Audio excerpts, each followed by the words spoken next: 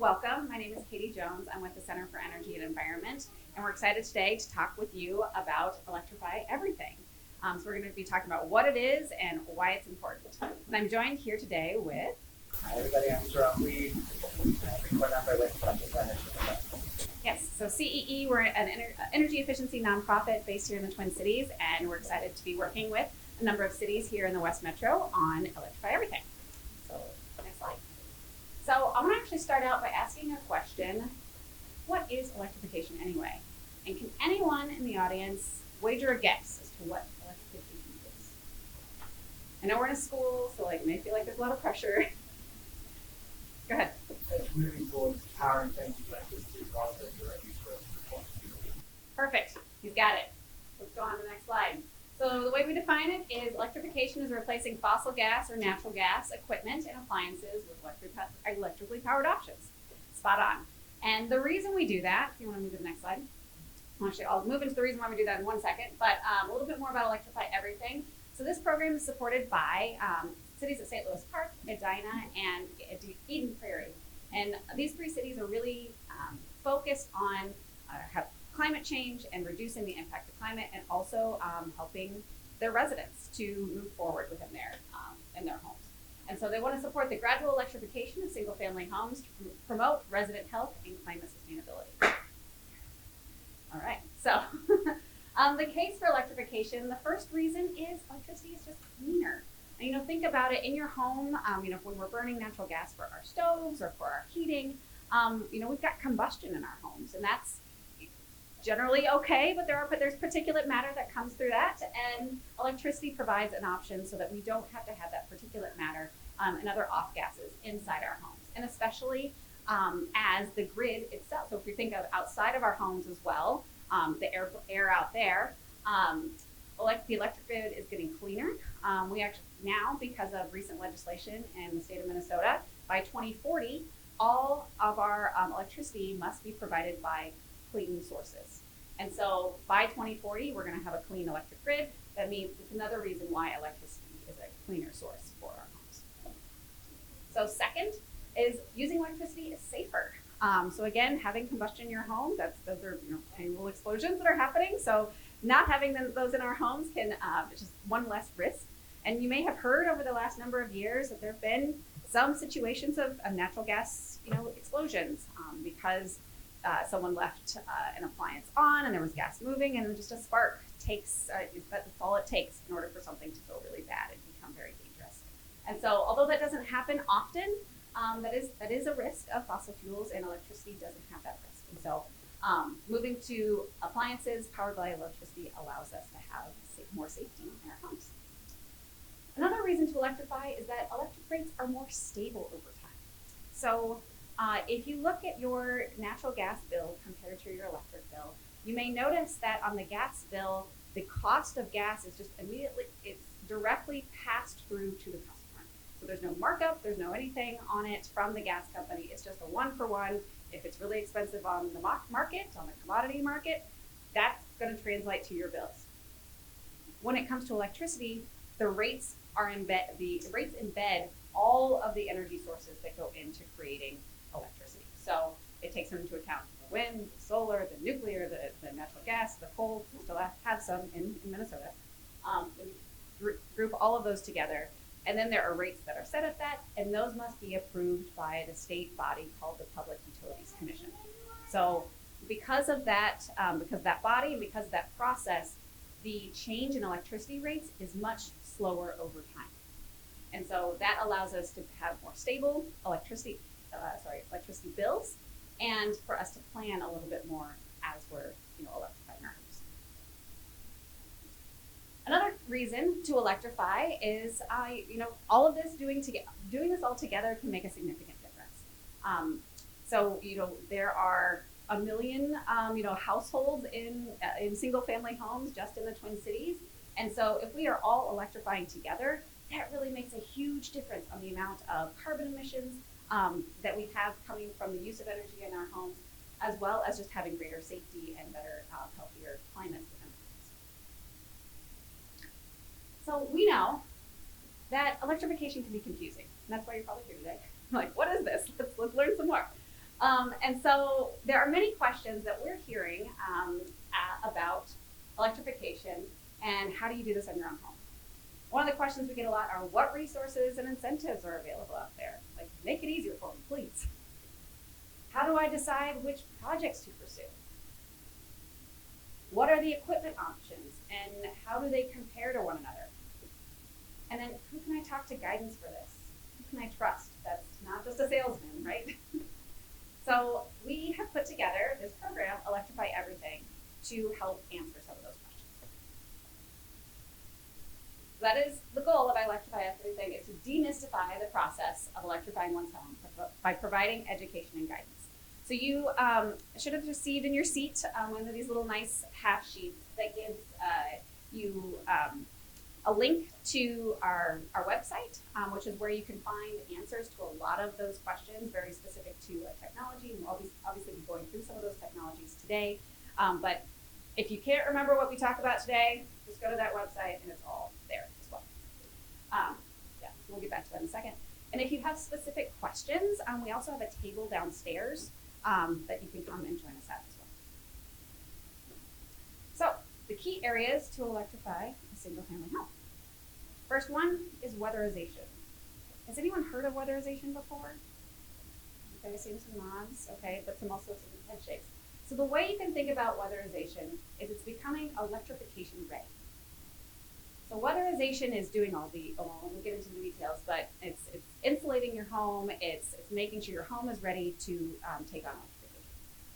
Home heating is an area we need to electrify. That's a big one here in the state of Minnesota. Water heating is next. And then we also have clothes drying and cooking. So I know there are a lot more appliances and equipment that people can have in their homes. But these are the ones that we find to be most common, most ubiquitous in our homes right now, and they all have options for electrification. So that's why we're focusing on them today. I'll also mention they are the biggest energy consumers typically in our homes. So given all those technologies, how do you decide which one to do first? Well, the way we're thinking about it is, people are coming at electrification from different angles. One person may, or some people may think about, well, I really want to electrify because climate change is happening and I need to do something about it now. And so the pathway that we have, so when we go through that pathway, we've identified the technologies that will reduce the greenhouse gas emissions the greatest first. Easing in starts with the lowest cost, easiest to install appliances. So if you're like, I want to dabble in this, like I'm going to take it slow, I don't want to take any big risks, easing in can be a good pathway. The last one is healthy and safe homes. So this one starts by looking at the equipment that has the most impact on your indoor air quality and how to electrify those things first. So we'll be getting into more details about these in a bit, but just wanted to highlight them to get started. All right, so we're going to be going through each of those technologies, and we're going to start with weatherization, which again is that how do I become electrification ready? So weatherization makes electrification easier and more effective. So if we think about a home, we're really thinking about this edge of the home. And how do we create this barrier between the weather outside and the interior of my home? So that's where weatherization, the word, comes from. We're really protecting the inside from the exterior weather. And so to do that, there are a lot of great technologies which a lot of us already have in our homes. So it's insulation, it's air sealing, and for some folks it's windows. If you already have 2 panes of glass, if you have double glazing, you probably don't need to think about windows. I'll just say that right now. Most people immediately go to windows. That's usually not the most cost-effective route. What people usually need the most is that insulation and air sealing. I know it's not the sexiest, but if you just think about putting on a nice thick winter blanket, that's what you really need for your home in order to make it so that you can electrify your heating. If you go back 1 second, there was a nice little call out, especially if your home was built before 1990, it has a higher likelihood that it has insufficient insulation. The first place you want to start, if you have no insulation, is your attic. that will have the biggest bang for the buck. Even if you don't electrify your home, you'll see immediate utility bill savings. So after your attic, wall insulation is the second most valuable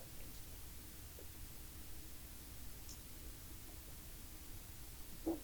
And yeah, kind of just talked about this. Electrifying your home's heating is much more affordable and effective if available weatherization improvements have been addressed. So if you think about it, if I, put a bigger blanket around my building, it's not going to need as much heating. And so if it doesn't need as much heating, then the system that I have to install isn't as big. And usually smaller systems are less expensive. So that's how you can think about the waterfall. So I'm now going to turn it over to Jerome to talk about heating. Thank you, Katie. Yeah. And once again, these flyers that you have, each of the pathways is listed on those that we just discussed. So I'm going to talk about some notes here that I'm over here. Okay, so thanks everybody for coming out. I'm going to talk to you a little bit about heating. Heating is the primary use of energy. We all live in a very close climate. We all know I've talked about this. I've had many people come up to me talking about heat pumps today. We talked about the heat pumps that I have. We account for over 70% of energy we use in our homes. And so it's a huge thing. We want to find part or all of the needs really make a big impact. One of the home energy spots people that I work with like to say the weatherization aspect is the jacket and the heating aspect is the fur. The weatherization aspect is the fur. So it keeps the heat. So it's kind of still very important use moving into heating to have first. Heat pump technology is highly energy efficient and works nicely from one place to another. It works well with your refrigerator. You can build up layers so to speak. It takes the heat from one area and puts it in another. Fridge is basically a one direction pump. Quick question, please. How many people have heard of heat pumps?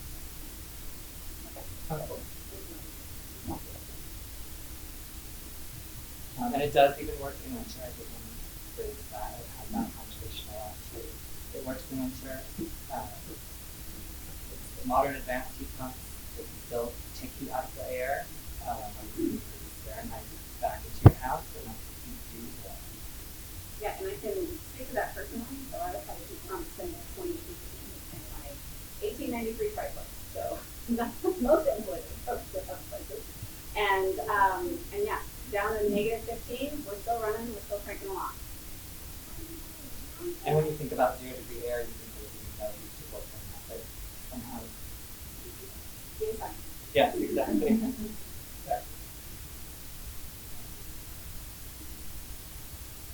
And in heat pumps, partially fully electrified units. Your heat switches between a heat pump and a partial and a furnace, depending on the outdoor air temperature.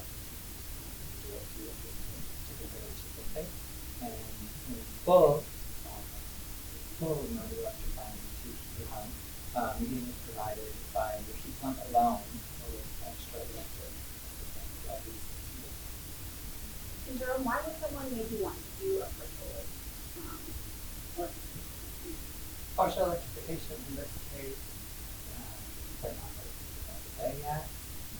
Finance, they're really on incentives. The IRA can kind of be a gray area on dates for some people. It's a big topic right now. We're all thinking about it, talking about it.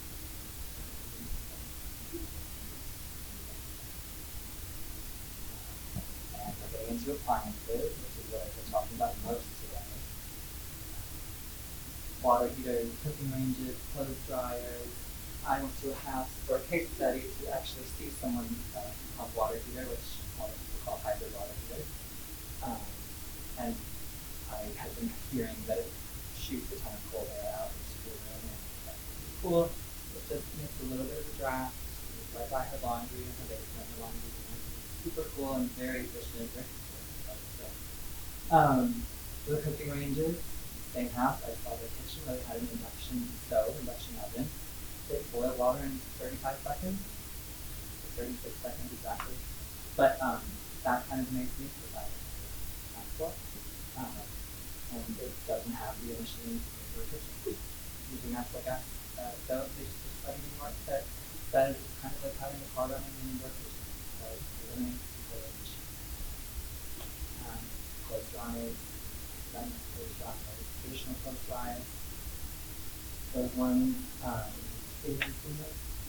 Yes, so CE has done a study about heat pump clothes dryers, and they use less energy, which is a benefit. A little bit to know that they do take longer to dry, so it's kind of one of those things you have to balance. The other option is just a traditional all electric, so that's based. The technology that's different here is that it's using electric resistance. So the efficiency here is about 100%, of what electric resistance is. Heat pumps are, 250 plus %. So that's where the differences in technology are. But again, like it's up to a homeowner on what you want to store. Yep. So ventils. So you don't need to actually vent to the outside because you end up just catching the water to come. And because not, especially compared to a natural gas dryer, you want to vent the air after it's burned outside of your house. And so with the heat pump, if you're not burning anything, you don't have to out of it. Does anyone have any these appliances installed or done before? Yeah, so what have you had? I have both the water heater and heat pump, and you're right, it barely cools that room. And I have a heat pump dryer, and it's beautiful. It's ventless because it heats and then cools the air, so it doesn't heat the room.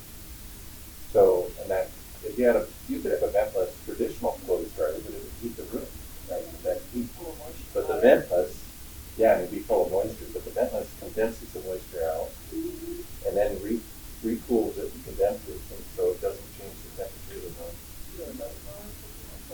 There's a little heater, little tray, or you can just type it down and do it for it. Yeah, there's work. Awesome. And there was another one you could have.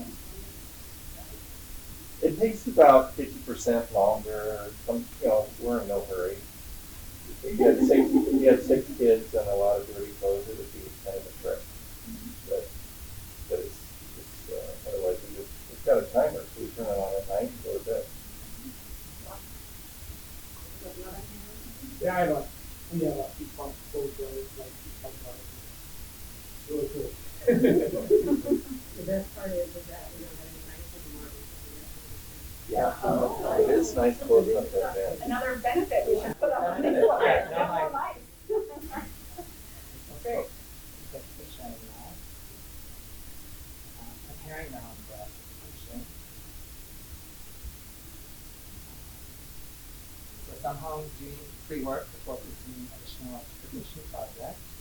You deal with a lot of energy audits. I've gone along on some, and they check the drafts in the house. You can go to the camera to see what the drafts are. Things about the The rain hood. yeah, but drafty doors and drafty walls, attics, as we talked about when she was talking about weatherization and insulation. It was very cool to see that side of things, and that's how you compare the market, make sure the home is ready. Determine whether your service panel or wiring needs to be updated, considering renewable energy. Familiarizing yourself with this is really important. Yeah, before we move on from that, specifically about the service panel. So typically, so that's your electrical panel, right? The thing with all the switches. A couple of key important things to think about this is you need to have room for more of those switches. That's a key piece. If that's already full, that's a good indicator of you need to upgrade your service, and that you need to talk to an electrician like that. And essentially every appliance that you put on requires another switch. Some appliances require a double pole, and typically want things that have a greater electrical pole. So yeah, that's, I think, a good rule of thumb is just taking a look at your electric service panel. Do you have any, blanks on there? If you do have blanks, it's a good indication that you probably have to start doing.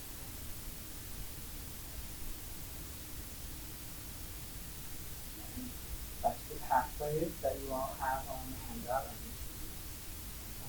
Here to address kind of bringing those appliances back into the pathways. So with that climate now pathway, which are the highest impact projects first to cut greenhouse gas emissions physics. So weatherizing installation is step one, priority one. Adding an electric heating system and switching to electric water grid. Straightforward ways to address that pathway.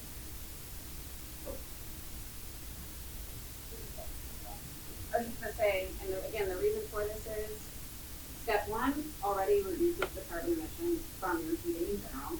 Step two then switches from the gas to the electric, because you already see savings just from that activity. Okay, so. And lower cost, easier to install, upgrades, starting stove. Not everyone can get solar stove, not everything at once. Pretty high expectations are like that, but this one kind of eases the entire process. Switching to an electric clothes dryer, electric water heater. Great way to emissions.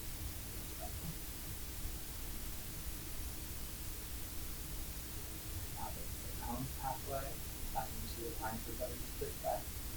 But by improving one's home's air quality by tapping in a direct source of pollutants, like the right that I discussed, that one right there, no emissions in the kitchen, clean, healthy kitchen, switching to an electric water heater, weatherizing the Yeah, I think the biggest thing here is you probably didn't implement it. Having gas in your living space is what that's the greatest source of particulates in your home, and so tackling that first. Is it true that it's still off gases pollutants even though it's still off? It can be true, depending upon, situation. If equipment is correctly installed, if not, over time. If they have a pilot light, that's that. Gas and burning. And we close that part of the presentation. Now that's nice. It's printed on the pathway sheet that you have in front of you. We just launched this in the beginning of the month. It's the program we've been working with those cities. That you should possibly down in detail. It's a great resource full of information about incentives, contractors. We have contractor education training that we do to kind of raise the awareness and knowledge, especially important to the public. Kind of resource on information. Yeah, I'll say some more specifics on that. So we currently have with preferred contractors for air source heat pumps specific heating design. We're working on developing a list for heat pump water heaters as well, and then we'll probably do that. That I'm guessing will be fully available probably June-ish. We're having some training first with those contractors, and hopefully more with other technology later down the road. As far as the resources, so we're connecting into IRA resources that are available. A couple of things that I'll note about that. You probably heard the tax credits are currently available. And so please utilize those. The rebates that are also written into the bill will not be available probably until early late this year or early next year. Those rebates are really targeted at more low and moderate income folks. So if you fall in the 80% or 150% area median income, that's really what that rebate is going to be designed for. So if you don't follow or fall into either of those categories, then there's no reason to wait when it comes to the IRA. Couple of positive things. There are some good bills moving through the legislature that would provide additional funding for this type of work. So please support that as you're so inclined. And then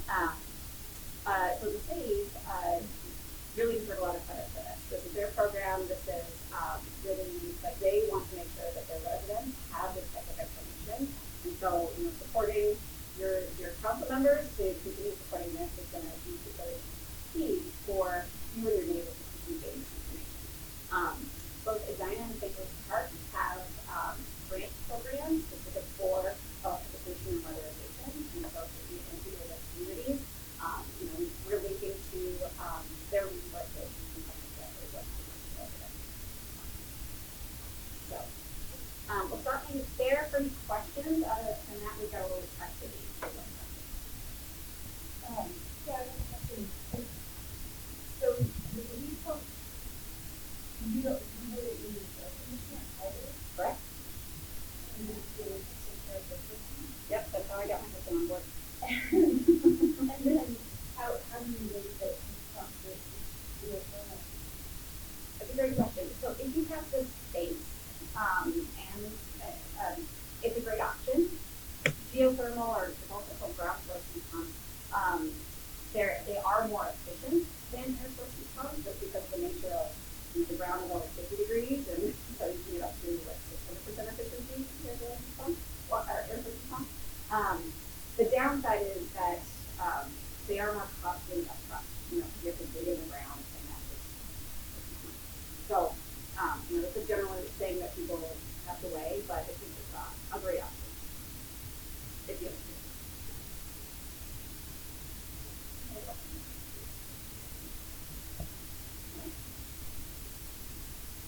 all right, so you think you got out of talking? We'd love to, for you to turn to a neighbor and start thinking about this a little bit more for yourselves and for your situation. So if you wouldn't mind turning to a neighbor and just talking about these two questions. One, what brought you to this seminar? And two, what pathway kind of resonates most with you? Like, what motivated you to this place? So maybe spend 3 or 4 minutes, and then we'll come back together. Okay. You ready? Yeah. All right. If you don't mind, I'm going to bring us back together real quick. So I've got another question for you. We can go to the next slide. So, on that pathway, that thinking about what pathway you're on, what would you need to move forward? So on your slide, or on the tool paper, we talked about what that first step is. And so think about, okay, how can I imagine myself moving forward with that, and what would you need? So, yeah, what would you need, and then what would your first step be in taking that? Is that going to our website, looking up contractors, or is that looking at your finances? Those things. So, what's the question? Oh, question? What I need to do first is go up into my attic and look. I have that home energy audit done, and they said it's adequate, but I don't know what's up there and how hard it would be to add it. If you call, so we have a number you can call to ask me questions about that. And that would give me probably the most bang for the buck. Very likely. Yeah. Depending upon how much inflation rates are. Go by the Babson installation of Menards, so we can just go up there. Forgot that's it. Yeah, just go up there. Awesome. Well, I don't want to interrupt the conversation again, so yeah, keep having them answer these questions, and we're going to come back together and Are you guys separate from Rewiring America? we are separate. Okay. We do link to some of their resources. Yeah, they're talking. Yeah, why right on top of you. Yeah.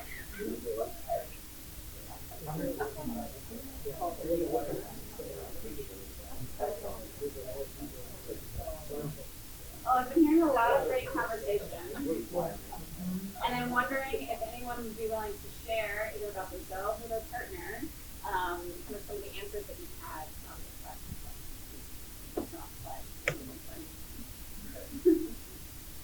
Would you be willing to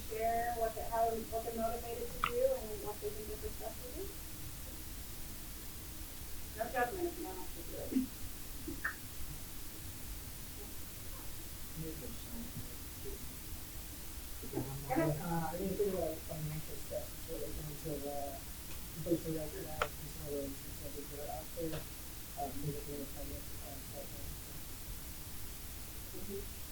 Yeah, the tax credits are gonna be really golden on the this one. Just to kind of back up the comment of the building envelope, weatherization is, we're going through a basement finishing project, doing a lot of stuff. We did the injectable spray foam in the walls. And so,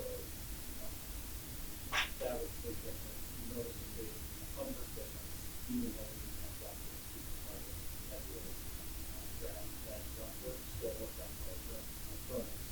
And then I ripped all that out for several weeks through the middle of the winter without ductwork directly higher up to our main floor. And it was still comfortable.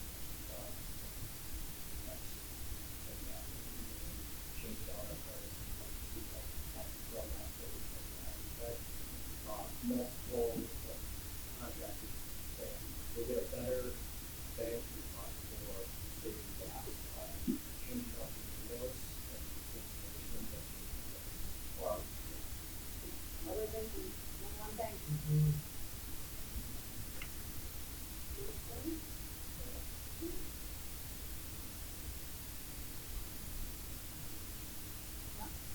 Okay, so just want to thank you all for coming out today, asking really good questions, and hope you can take away something. And our resources are on that sheet. If you have any questions, bring them